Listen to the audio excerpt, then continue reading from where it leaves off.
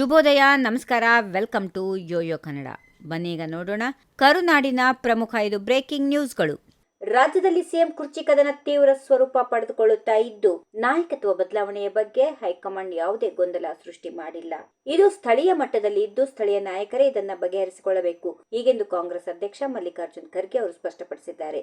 ಇಂದು ನಗರದಲ್ಲಿ ಸುದ್ದಿಗಾರರೊಂದಿಗೆ ಮಾತನಾಡಿದ ಖರ್ಗೆ, ಹೈಕಮಾಂಡ್ ಯಾವುದೇ ಗೊಂದಲವನ್ನ ಸೃಷ್ಟಿಸಿಲ್ಲ, ಅದು ಸ್ಥಳೀಯ ಮಟ್ಟದಲ್ಲೇ ಇದೆ. ನಾಯಕತ್ವ ಬದಲಾವಣೆ ಗೊಂದಲದ ಬಗ್ಗೆ ಹೈಕಮಾಂಡ್ ಮೇಲೆ ಆರೋಪ ಹೊರಿಸುವುದು ಎಷ್ಟು ಸರಿ? ಹೈಕಮಾಂಡ್ ಅನ್ನ ದೂಷಿಸುವ ಬದಲು ಸ್ಥಳೀಯ ನಾಯಕರು ಆಂತರಿಕ ಗೊಂದಲವನ್ನ ಸರಿಪಡಿಸಿಕೊಳ್ಳಬೇಕು ಎಂದು ಖರ್ಗೆ ತಾಕೀತು ಮಾಡಿದ್ದಾರೆ. ಬಿಜೆಪಿ ದೃಷ್ಟಿಯಲ್ಲಿ ಇಟ್ಟುಕೊಂಡು ದ್ವೇಷ ಭಾಷಣ ಕಾಯ್ದೆಯನ್ನ ತಂದಿಲ್ಲ. ಇದರಲ್ಲಿ ಬಿಜೆಪಿಯವರು ರಾಜಕಾರಣ ಮಾಡಲು ಹೊರಟಿದ್ದಾರೆ ಎಂದು ಗೃಹ ಸಚಿವ ಡಾಕ್ಟರ್ ಜಿ. ಪರಮೇಶ್ವರ್ ತಿಳಿಸಿದ್ದಾರೆ. ಯಾರನ್ನ ಗುರಿಯಾಗಿಟ್ಟುಕೊಂಡು ಈ ಕಾಯ್ದೆಯನ್ನ ಜಾರಿಗೆ ತರುತ್ತಿಲ್ಲ, ದ್ವೇಷ ಭಾಷಣ ಹತ್ತಿಕ್ಕಬೇಕು ಎಂದು ಸುಪ್ರೀಂ ಕೋರ್ಟ್ ಆದೇಶಿಸಿದೆ. ಬಿಜೆಪಿ ದೃಷ್ಟಿಯಲ್ಲಿ ಇಟ್ಟುಕೊಂಡು ಈ ಕಾಯ್ದೆ ತಂದಿಲ್ಲ. ಇದರಲ್ಲಿ ಬಿಜೆಪಿ ರಾಜಕಾರಣ ಮಾಡಲು ಹೊರಟಿದ್ದಾರೆ, ಹೀಗೆಂದು ಅವರು ಕಿಡಿಕಾರಿದರು. ಅಧಿವೇಶನದಲ್ಲಿ ಮಸೂದೆ ಪಾಸ್ ಆಗಿದೆ, ರಾಜ್ಯಪಾಲರಿಗೆ ಕಳಿಸುತ್ತೇವೆ, ರಾಜ್ಯಪಾಲರು ಮಸೂದೆಯ ಬಗ್ಗೆ ವಿವರಣೆ ಕೇಳಿದರೆ ಕೊಡುತ್ತೇವೆ ಎಂದು ಪರಮೇಶ್ವರ್ ತಿಳಿಸಿದರು.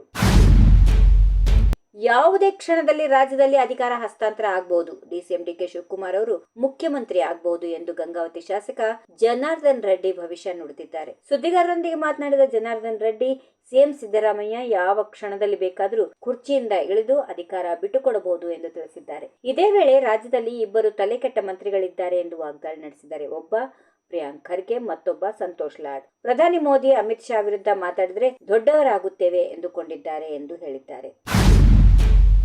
ಗೃಹಲಕ್ಷ್ಮಿ ಯೋಜನೆಯ ಕಂತಿನ ಕುರಿತು ಸಚಿವ ಲಕ್ಷ್ಮೀ ಹೆಬ್ಬಾಳ್ಕರ್ ಮಾಹಿತಿ ನೀಡಿದ್ದಾರೆ. ಗೃಹಲಕ್ಷ್ಮಿ ಯೋಜನೆ 24ನೇ ಕಂತಿನ ಹಣ ಬಿಡುಗಡೆಗೆ ಹಣಕಾಸು ಇಲಾಖೆಯವರು ಅನುಮೋದನೆ ಕೊಟ್ಟಿದ್ದಾರೆ. ಈ ಸೋಮವಾರದಿಂದ ಶನಿವಾರದ ಒಳಗೆ ಮಹಿಳೆಯರ ಖಾತೆಗೆ ಹಣ ಜಮೆ ಆಗುತ್ತದೆ ಎಂದು ಮಹಿಳಾ ಮತ್ತು ಮಕ್ಕಳ ಅಭಿವೃದ್ಧಿ ಖಾತೆ ಸಚಿವೆ ಲಕ್ಷ್ಮೀ ಹೆಬ್ಬಾಳ್ಕರ್ ಸ್ಪಷ್ಟಪಡಿಸಿದ್ದಾರೆ.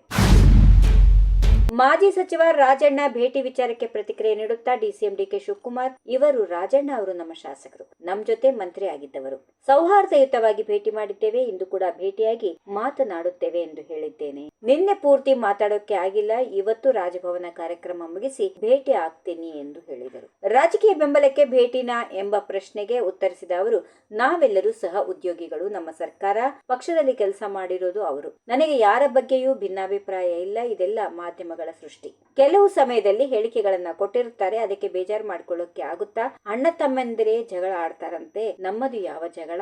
ನಾನು ಯಾರ ಜೊತೆಯೂ ಜಗಳ ಆಡೋಕೆ ಹೋಗಲ್ಲ, ಯಾವ ವಿಚಾರಕ್ಕೂ ನಾನು ಯಾರೊಬ್ಬರ ಮೇಲೂ ಹೇಳಿಕೆ ಕೊಟ್ಟಿಲ್ಲ, ನನ್ನ ರೆಕಾರ್ಡ್ ತೆಗೆದು ನೋಡಿ ಎಂದು ಅವರು ಹೇಳಿದರು. If you like this video, ಬೇಗ ಲೈಕ್ ಮಾಡಿ, ಕಾಮೆಂಟ್ ಮಾಡಿ, ಶೇರ್ ಮಾಡಿ ಹಾಗೂ ಯೋಯೋ ಟಿವಿ ಕನ್ನಡವನ್ನು ಸಬ್ಸ್ಕ್ರೈಬ್ ಮಾಡಿ.